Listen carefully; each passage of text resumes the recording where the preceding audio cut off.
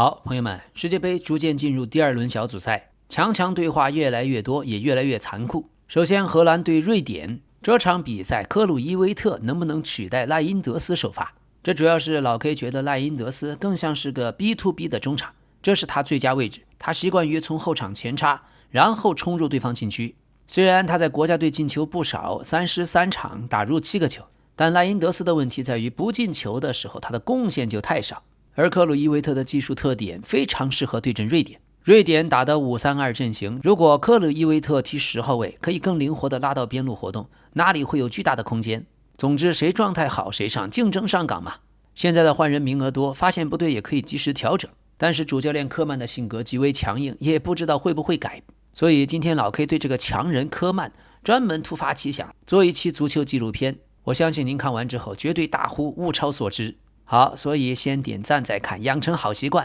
感謝您的熱推，感謝您的分享和評論。喜歡咱們這個節目的話，不妨點一個訂閱，小鈴鐺上打開全部，這樣就能第一時間收到推送的視頻。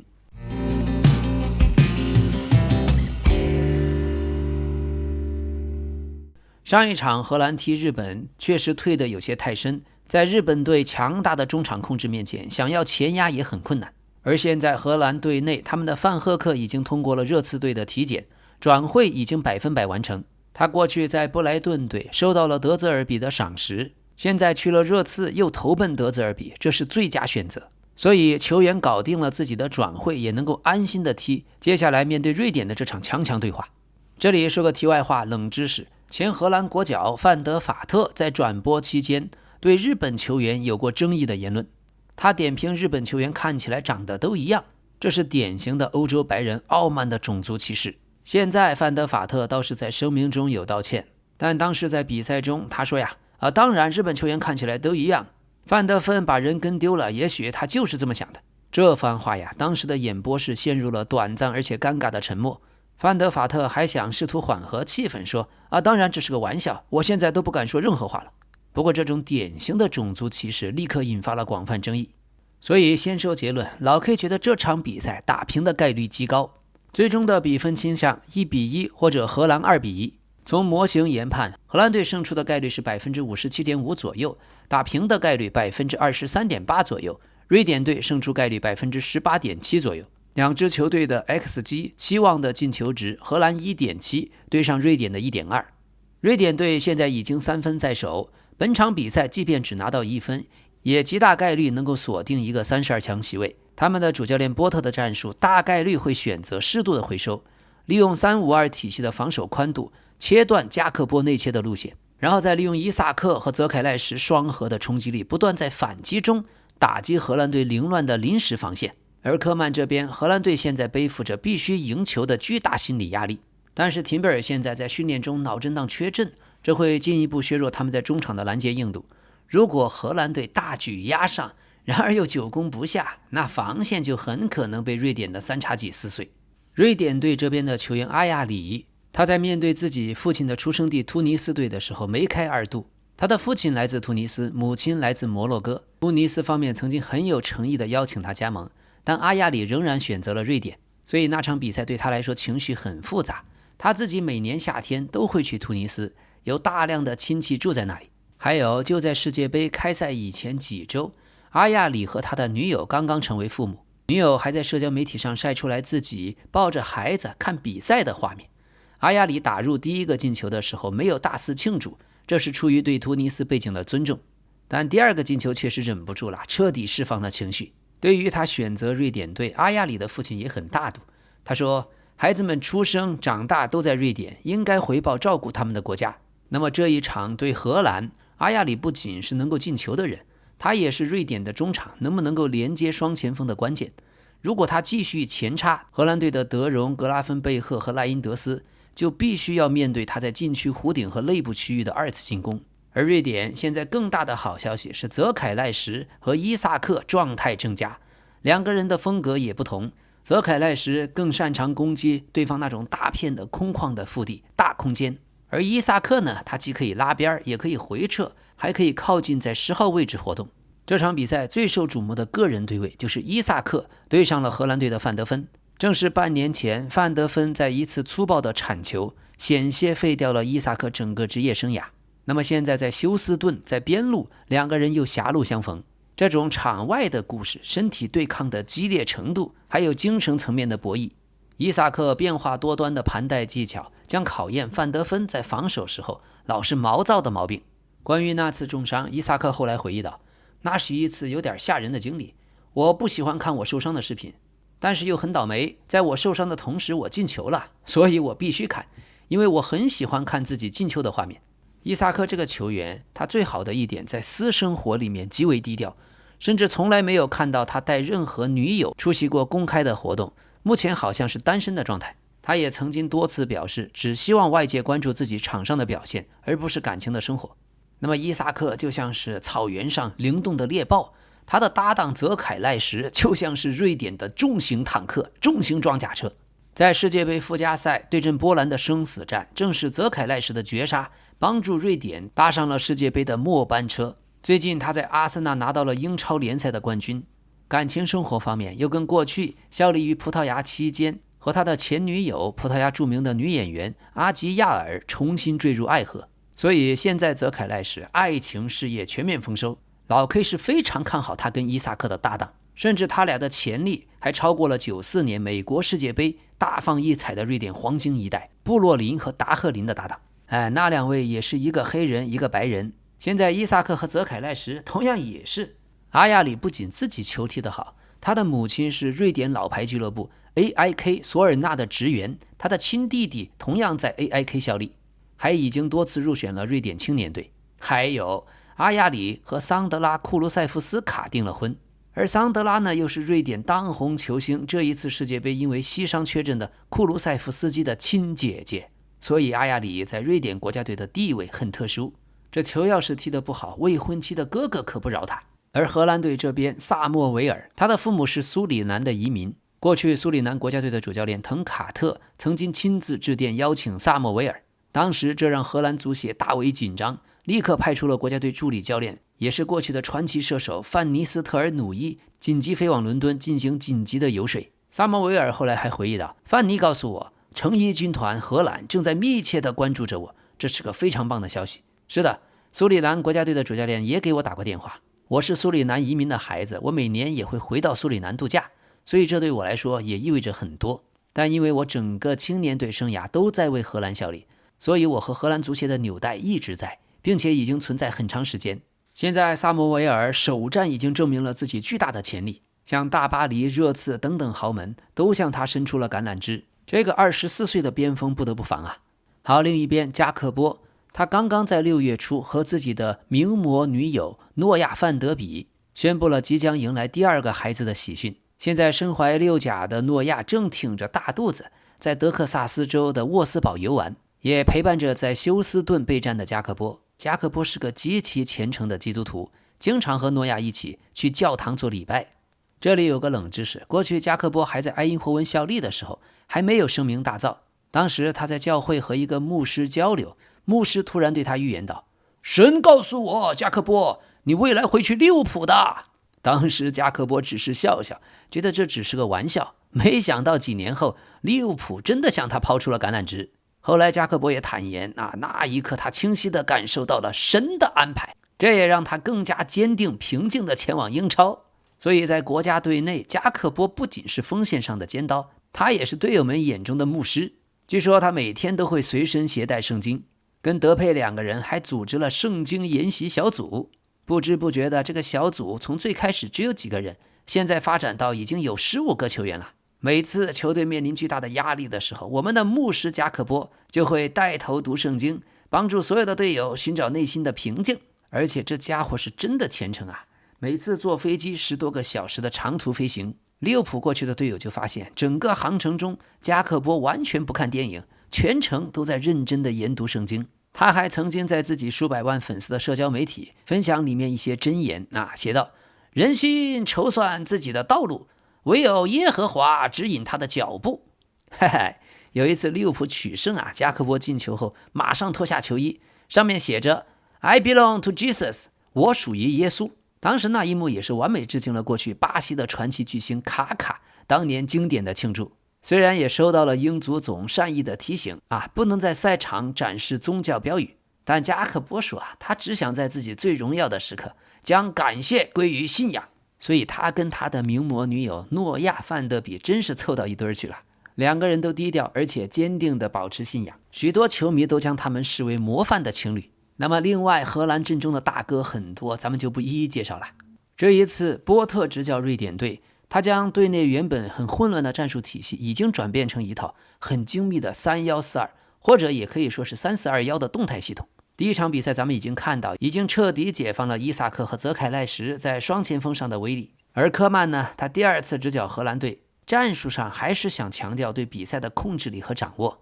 想要打一種全攻全守的現代化版本。但沒有辦法，第一場面對日本實在太強了，我覺得能夠打平已經不錯。這場比賽荷蘭的基礎戰術還是4-3-3，關鍵是領先後能不能保持自己的速度。像薩莫維爾和馬倫在的時候，荷蘭隊至少還能用速度威脅到日本隊身後。在他倆下場以後，荷蘭就缺少反擊的出口，只能越退越深。但是如果面對瑞典，如果再次過早的收縮，這也會給伊薩克和澤凱賴什更多的空間。而瑞典隊他們會用前場的5人進行高壓，如果對手能將球傳出來，瑞典就會把球引導向自己的邊路，邊翼位向前頂，遠端的邊翼位回落，形成4後衛的保護。而低位防守的時候，波特仍然會將2個前鋒留在球的前面，隨時準備轉換進攻。紙面上看，荷蘭的實力和控球質量仍然略優，但首戰暴露出的問題，還有瑞典狀態正佳的雙前鋒的化學反應，這場比賽老 K 覺得平局的可能性比較大。賠率和市場方面，普遍還是把荷蘭放在更看好的一方，但預期也不是大勝，偏向於小勝或者膠着。荷蘭獨贏的賠率從 1.64 在臨近比賽開始前向 1.73 到 1.81 震盪上調，而現在市場對瑞典不敗的關注度顯著上升，尤其是2個隊都有進球，還有全場總進球超過 2.5 球，賠率出現了明顯的下調。所以瑞典隊现在的超級雙槍，荷蘭防線很難防得住，而瑞典隊自己的防線呢，在預選賽階段也不穩定，所以這可能是一場對攻戰，就讓我們先拭目以待看看。好，德國隊對陣科特迪瓦，這場比賽賽前最大的新聞，此前因為行政手續問題沒能入境加拿大的瓦西已經獲得入境許可，可以繼續參加世界杯。瓦西呢，最近有大麻煩，法國馬賽的檢察官正在主導一起體育腐敗和有組織詐騙的調查，起因就是在尼斯對梅斯的比賽中收到了關於瓦西吃黃牌產生了異常的賭球的警報。調查方現在確認瓦西還沒有被列為嫌疑人，還沒有受到刑事指控，所以暫時他還可以代表科特迪瓦國家隊順利參賽。但是這場在法國境內進行的調查，瓦西卻曾經遭遇了加拿大方面入境的限制，隨後是靠科特迪瓦足協和加拿大當局緊急交涉，最終才拿到了馬賽檢察官辦公室出具的證明，證實他確實現在還沒有受到任何審查和訴訟。但這件事情以後瓦西回到了法甲之後， LFP 會不會啟動紀律程序還是個未知數。剛剛7-1取得了大勝的德國隊，大概率還是4-2-3-1，他們進攻的關鍵區域在於兩側的內部，維爾茨和穆夏拉雙輪驅動，他們會在邊後衛和中後衛之間拿球，哈弗茨拉扯對方的中後衛，薩內提供縱向的速度。所以如果科特迪瓦4-4-2的陣型中場的橫移稍微慢一點，德國人就會在內部區域連續的傳切，而科特迪瓦反擊的關鍵是第一腳傳球的質量和邊路的速度。德國隊必須要重點盯防迪奧曼德，他的爆發力和速度是科特迪瓦最大的優勢。此外還有像阿馬德迪亞洛、佩佩、阿丁格拉，科特迪瓦的邊路攻擊群堪稱豪華，所以基米希這一側勢必會受到科特迪瓦邊鋒們的衝擊。德國的雙後腰必須要保護好中後衛的身前，要避免凱西、福法納搶下2點之後直接找到佩佩或者迪奧曼德。在德國队控球的時候，如果一旦出現丢球权，丢球权後的站位還有防守是核心，但好在定位球也是德國队的優勢，像塔、吕迪格、施洛特贝克、哈弗茨這些都是高點，而科特迪瓦則有辛格、阿格巴杜、凱西可以作為对抗。双方的定位球是巨大的看点，是硬核的身体撞來撞去，撞來撞去。不過有趣的是自2014年世界杯決賽奪冠以來，最近德國隊的7場世界杯正賽沒有一次實現過零封。這個就要問問諾伊爾啦，你在想什麼呢？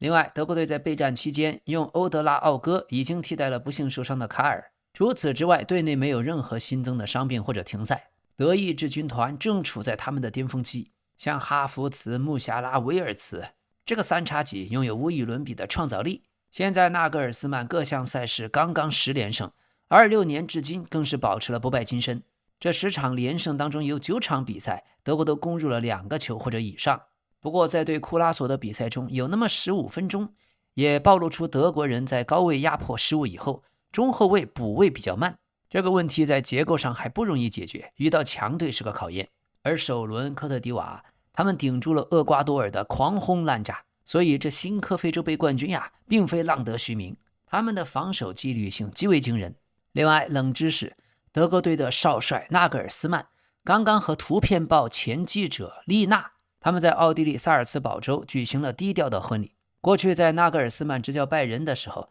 麗娜就是圖片報的記者，專門負責對他的報道。沒想到這一來二去，2個人就好上了。而在戀情曝光以後，麗娜退出了足球報道，但據說她現在已經深度介入了國家隊幕後的管理。因為納格爾斯曼這個人性格充滿激情，經常有時候會在公開場合按捺不住，發表一些很有爭議的言論。還有他會對有些球員的表現給出非常嚴厲的批評。但是德國媒體在內幕的報道中強調，麗娜現在憑借自身很敏銳的這種媒體的嗅覺，以及對人際關係更深刻的理解，經常在賽後及時的勸說納格爾斯曼你息怒，降溫。所以他會建議納格爾斯曼在發表了強硬的言論之後，私下裡再跟球員進行一些比較溫和的溝通，還有安撫。這是所謂紅臉離不開白臉，白臉離不開紅臉。有了這種互補，現在也已經很有效能夠撫平球員產生的一些情緒的反彈。還有一點，麗娜過去也作為頂級體育記者，她非常了解德國媒體運作的邏輯，包括報道的導向，還有怎麼在輿論上面發酵。所以這方面她就是專家，給了納格爾斯曼很大的支持，很多建議，讓他能夠規避在公眾發言中一些雷區提前預判或者應對一些可能出現的媒體危機。所以有了他，納格爾斯曼現在的形象顯得更成熟更穩重，好像能夠更從容地控制輿論的節奏。不過麗娜在離開了圖片報以後也沒有就歇下來，她短暫地擔任過慕尼黑的警察記者，現在又正式跨界轉型，進入了寶馬集團的企業傳播部門工作。所以这個西方人白人更加講內推，更加講人情關係，互相之間也是強強聯合，大家你幫我一把，我幫你一把，這個我覺得倒是很優良的一種文化。尤其是佩服印度人到了一個企業裡面，一堆印度人就跟過去了。好，所以德國球員咱們這邊不用多說，科特迪瓦首先要看曼聯的阿馬德·迪亞洛，他是首輪比賽的英雄，然後注意他們的隊長中場軸心弗蘭克·凱西。德國隊如果用恩梅查、帕夫洛維奇打雙後腰，那麼凱西和福法納身體的對抗、2點球還有反擊低角的傳球，這是很大的看點，看看科特迪瓦能不能將後場的搶斷馬上變成縱向的衝擊。第3位我們必須關注19歲科特迪瓦的迪奧曼德，他本身在德甲萊比錫已經是很強勢了，德國隊陣中球員們都很了解他，看看到底誰能夠限制住誰。所以這場比賽最終的傾向還是德國不敗，勝面略高，最可能的比分像2-1、3-1或者2-2。德國隊的陣容和控球的結構還是更完整，但是另外科特迪瓦這群黑人的速度實在是快，威力巨大。那麼在賠率市場方面，德國肯定是明顯的熱門，但不穩。許多專家都認為這場球才是本屆世界杯德國隊第一場真正的考驗。科特迪瓦首輪展現出這種非常現代戰術美感的這種低位的防守硬度，所以起碼在數學模型層面有極高的投資性價比。現在市場整體資金的結構是大單防科特迪瓦反擊的進球，散戶的單呢追逐德國取勝。好，突尼斯對日本，首先呢，突尼斯只打了1場球，迅速就換帥，這動作可真夠快的。1-5輸給了瑞典之後，拉姆齊馬上被足協解除了執教職務。現在官方已經確認勒納爾將帶隊出戰剩餘的比賽，這上任第1場就打日本，說真的，老 K 覺得比打巴西都難打。另外冷知識，這場突尼斯對日本是世界杯歷史上的第1000場比賽，所以2支球隊會穿上帶有特別徽章的球衣，並且羅馬尼亞的主裁判也會穿上特別設計的粉色球衣，也有特制的徽章。世界杯第一場要追溯到1930年，當時法國跟墨西哥兩個隊在烏拉圭打響了首屆世界杯的揭幕戰。而日本隊這邊，日本的 NHK 電視台發布了26年世界杯特別節目《通往巔峰之路》。在花絮中，我們能夠看到主教練森保一和英格蘭隊的中鋒哈里·凱恩合影，森保一笑成了一朵花，看得出來，他就希望队裡面有這種终結能力強的大中鋒。這看着哈里·凱恩呀，是有些流口水。另外，賽前不好的消息，日本國內的娛樂雜誌《女性 Seven》報道，日本國家隊的中場田中碧和歌手鈴木愛理的戀情好像已經在今年年初畫下了句號。兩人的交往4年前就已經公開，還是通過共同認識的整蛊師認識的。但由於田中碧在英超的利茲聯長期在海外踢球，和女孩子呢現實中很難見面，可能是因為距離太遠吧。今年年初双方似乎已經分手。田中碧27歲，鈴木愛理32歲，女孩子又是歌手，又是演員，又是模特。所以这種足坛的姐弟戀確實是種客觀的規律。那麼日本隊第一場沒有取勝，這第二場就必須要拿下。本場比賽日本隊肯定會更多的控球。在久保建英缺席以後，伊東純也可能是右側和偏中路在內部區域主要的創造點。前田大然和上田騎士可以配合他一起衝擊防線。而突尼斯想要贏球的話，必須不能被打穿。新主教練的思路也許會將陣型從3中衛改為4後衛。前場要讓漢尼拔在10號位自由的活動。突尼斯進攻的鑰匙就是漢尼拔能不能在日本雙中場身後拿到球，再去找阿舒里、加爾比或者薩德。而如果漢尼拔這個位置被佐野海舟和連田大地控制住，那突尼斯就只剩下長傳了。邊路方面，日本隊壓得很高的2個邊翼位肯定會把陣型拉寬，中村敬斗、唐安律、伊東純也他們都能夠傳中，同時也能內切射門。突尼斯要注意，如果防線收得太深，那會給日本隊定位球和2點球的機會，但如果壓出去的話，有可能被日本在邊後衛的身後打反擊。但對突尼斯來說，最關鍵的是主教練才打了1場就被解雇，而且他的兒子作為突尼斯官方代表團的隨行議員，在看台上還和許多憤怒的突尼斯球迷爆發了激烈的肢體衝突，甚至還導致球迷受傷，直到安保人員介入。據說周一的時候，在突尼斯足協總部經歷了一整天令人窒息的談判。最初呢，拉穆西是拒絕主動辭職，他認為僅僅1場比賽就想否定他全部的努力，是極其荒謬而且殘忍的。但隨着球迷的抗議和國內輿論的壓力，雙方最終還是就遣散費達成了一致。足協全額支付他未來3個月的薪水，金額總計也不高，就10萬美元，所以提前終止了他原本簽到2028年的合同。緊接着在突尼斯總統府直接給錢，直接支持。馬上救火大師勒納爾就在周二下午緊急降落了蒙特雷，幾個小時之後就直接接管了球隊的訓練。周二晚上在第一次全隊會議上，勒納爾已經發表了一段極具震撼力的演講，他甚至還拿自己過去的經歷來警醒所有的隊員。他提到自己2個月前剛剛從沙特國家隊主帥的位置離職，第一場世界杯戰只能在電視機前看着，而現在這群球員卻能夠站在世界杯的賽場上，他們是何等的幸運呀！所以必須要為國家、為人民傾盡所有。勒納爾說：“看着我，所有的人看着我，你們真的知道現在正在發生什麼嗎？你們意識到這場災難的嚴重性了嗎？如果你們中的任何人現在回到突尼斯，你知道在機場、在街上有什麼在等着你嗎？民眾都已經沸騰了，每個人都充滿了強烈的憤怒，沒有人能夠接受所發生的一切。你們在世界杯首場比賽中竟然被瑞典隊灌了5個球，5個球，這可不是友誼賽，不是什麼次要的杯賽，我們是在世界杯，在世界杯的舞台。當你們穿上這件球衣的時候，你必須掂量它的分量，這不僅僅是一塊布料，它是祖國，是國旗，是整個突尼斯民族的象徵。數以百萬計的突尼斯人省吃儉用來追隨你們，有些人不遠萬里來到你們這兒，你們卻如此輕易地向對手繳械投降。你們的驕傲在哪兒？你們在球場上的個性在哪兒？我看了上一場对瑞典的錄像，其中一些畫面讓我感到震驚。一個代表突尼斯的球員怎麼能在防守中如此懈怠？你們怎麼能像在訓練一樣，任由對手隨便通過、隨便傳球、隨便得分？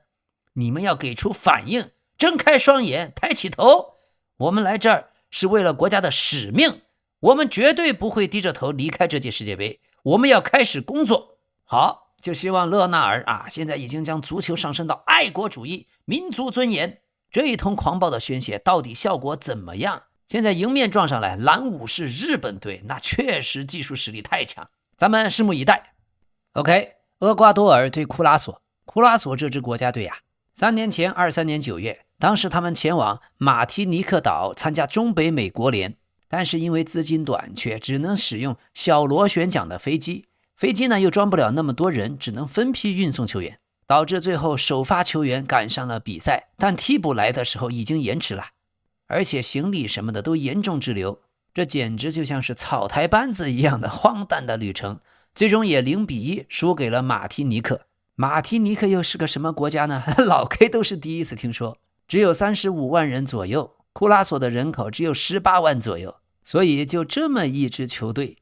這一次打世界杯，國際足聯詢問庫拉索，你們對世界杯駐地有沒有什麼特殊的要求啊？庫拉索工作人員倒是很坦白，沒有，我們不需要特殊的入口，也不介意在酒店的前台等房卡，我們也歡迎所有的球迷訓練後進來跟我們互動。所以作為小國，庫拉索足球隊姿態非常低，非常親民。這場比賽老 K 大膽一點，厄瓜多爾起碼贏2個，2-0或者3-0。戰術方面，厄瓜多爾隊的原則是高壓，丟球權後就立刻反搶，而且要更加傾向於縱向的進攻。像面對庫拉索這樣低位擺大巴的球队，厄瓜多爾很需要從邊路提速，靠普雷西亚多、因卡皮耶這一側的推進，把球送到叶博阿、普拉塔和瓦倫西亞這裡。厄瓜多爾隊老 K 最喜歡的是他們24歲的中後衛帕喬，在大巴黎已經是絕對主力，而且在老 K 眼裡，大巴黎的防線他才是真正最大的大腿。但是這裡也有個冷知識，2019年11月2日，當時帕喬代表約森獨立隊在厄瓜多爾甲級聯賽首秀，可沒想到他的母親格拉迪斯就在同一天因病去世，當時年僅51歲。所以從此以後，帕喬在約森獨立、在安特衛普、在大巴黎，他都穿51號，這是為了紀念自己51歲去世的母親。對他來說，51是一個特殊的號碼。他僅僅在法蘭克福穿過3號。在25年奪得第1個歐冠冠軍的時候，他就說：“我要把這個冠軍獻給我的媽媽，無論她在哪裡，我知道她對我所做的事兒都感到滿意。”所以帕喬的人生，他職業生涯開啟的起點，就在他完成了自己第1場職業比賽，僅僅幾分鐘後，就得知了自己媽媽去世的消息。所以老 K 很喜歡那個理論，我們所有的人，甚至所有的生命，一開始都是一個整體，然後分散成一片一片的，各自在自己的人生中去感知喜怒哀樂和所有的過程。最後的最後，我們又會把所有的这些信息帶回到同一個地方，在那裡我們會和過去失去的親人重逢，我們也會把自己這一生得到的所有的體驗信息傳回那個統一的整體的地方。所以這一屆世界杯以因卡皮耶、帕喬還有凱塞多為核心的厄瓜多爾黃金一代，他們很可能會創造歷史。而厄瓜多爾隊的傳奇球星，過去的安東尼奧·瓦倫西亞，他最近已經公開建議過去在曼聯的隊友，現在曼聯的主教練卡里克，今年夏天引援的時候大膽一點，要瞄準大巴黎的後衛帕喬，同時可以大膽的考慮求購切爾西的中場凱塞多。說起凱塞多，2020年的時候，當時有一條新聞，羅馬諾都已經官宣19歲的小將凱塞多會和曼聯簽5年的合同，轉會費500萬歐元。當年就在轉會完成前，由於凱塞多的合同太複雜，俱樂部經紀人家裡人一片太亂，曼聯最終放棄。三德子當時嫌麻煩不簽了，所以這就是業務水平的問題。當年哈里凱恩也很想來曼聯，但三德子害怕和列維進行談判，最後連正式報價都省了。還有凱塞多當時一開始談好的400萬，臨時對方又要加100萬，曼聯這邊的高層很高傲覺得不被尊重，直接拒絕，我不要了。你說這都什麼事兒？該摳門的時候曼聯大方的不得了，該大方一點點的時候他連文字肉都不肯給。這要是凱塞多現在和梅努并肩作戰，我的個天！另外帕喬在大巴黎現在年輕，工資也不高，曼聯不知道敢不敢挖。怕就怕像當年的巴塞羅那一樣，一不小心把大巴黎惹生氣了。大巴黎當年直接把你內馬爾給買了，到底誰買誰？到底誰有錢？對了，凱塞多這個球員過去也是很苦，他成長在聖多明哥，是10個孩子當中最小的一個。他過去回憶，哥哥們為了給他買球鞋，甚至會少吃東西。媽媽曾經賣肥皂，在情人節賣花。父親呢，幫那些買了東西的顧客搬袋子來維持家庭收入。他是真正從底層走出來的。有機會，老 K 也為他做一期足球紀錄片。那麼庫拉索雖然首戰就1-7狂負德國，但由於他們科門西亞打進了队史世界杯的首球，所以球迷們倒不傷心，只是把這場失利當作整個歷史旅程的一部分。畢竟只有15.6萬人口，是世界杯人口和面積最小的參賽國，所以賠率市場這一塊一邊倒。盤口基準線普遍都設立在 3.5 球的高位，這說明厄瓜多爾雖然在南美洲它是以統治力的防守著稱，但面對的庫拉索實在太弱，市場極度看好厄瓜多爾可以大開大合的進攻，盡可能的在庫拉索身上撈更多的净勝球。最後一輪，厄瓜多爾要死磕強大的德國隊，如果想要拿到主動權，這一場就必須要早一點把庫拉索打崩盤。好，朋友們，感謝大家的評論，您對咱們的節目有什麼建議？不妨在留言區多跟老 K 說2句。最後，請您動动小手指，點個讚，點個熱推。喜歡的話可以訂閱。這裡是老 K 足球新聞，一個有溫度的足球頻道。